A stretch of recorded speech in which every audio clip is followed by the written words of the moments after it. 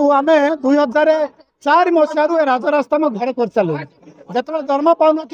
से दाबी करूँ आज दरमा पाचु कि से दरम मुंडामुंडी भाव में विगत सरकार दे जाइए कौन से निर्दिष्ट नियम है ये सरकार मत जो आसी नथिले पेंशन देवे बोली कहते सामान कम को सामान दरमा देवे बोली कहते किंतु एमाने 1.5 वर्ष है मीटिंग करना कमांड परिवर्तन करना इतिमध्य शह शह संख्यार अध्यापक कर्मचारी मैंने रिटायर्ड कर कलम लगे बंचुंट तेणु आम 6 तारिख में कलेक्टर माध्यम प्रधानमंत्री को अवगत करूँ केंद्र शिक्षा मंत्री धर्मेंद्र प्रधान को अवगत करूँ आज राज्य सरकार को आपण माध्यम अवगत कराऊँ जदि राज्य सरकार आमको पेंशन न दियंती चाकरी शर्तावली न दियंती तेबे आगामी दुर्गा पूजा पर ये आंदोलन को आहरी तीव्रतर हम एवं आपको दरकार पड़े छात्र आंदोलन परिणत करूँ पब्लिक मन आंदोलन रही आपको आम समाप्ति कर बहुत आंदोलन राजरास्ता दाबी पूरण नहीं आम बहुत थर आंदोलन करूँ क्रमान्वय दाबी टिके दरमा बढ़ी मुंडामुंडी दरमा बढ़ी निर्दिष्ट नियम है पेंशन जो दाबी था कौन सरकार करना तेणु आज यार मुख्य दाबी गोटाए दाबी चाकरी शर्तावली सहित पेंशन दिंतु शिक्षा को बंचातु शिक्षक को बंचातु बंचवार राह जो नवीन सरकार 24 वर्ष दाबी पूरण कले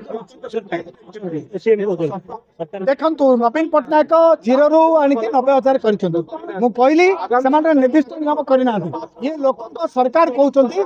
कहबार आम असुविधा ना किंतु एम शिक्षक सरकार नुहति बोली आम जानी सारू कारण 1.5 वर्ष भितर से गोटे थर बैठक करना तेणु पेंशन जब न दियंती तेरे आंदोलन तीव्रतर हम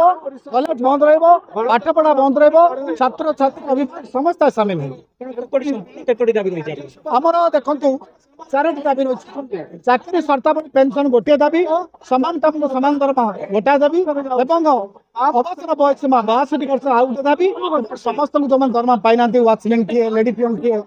दरमा दबा अर्थात गोटे दाबी प्राय सब रही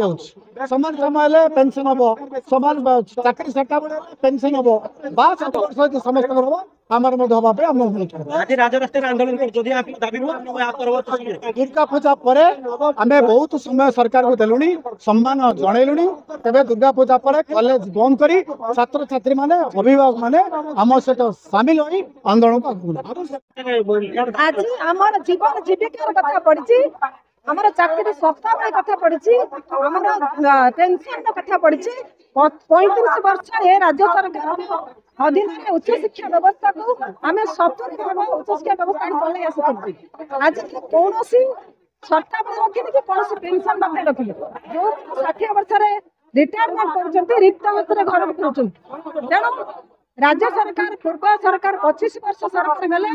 ये गोटे वर्ष पूरा आम सुजोग देचु किंतु आज पर्यंत राज्य सरकार जदि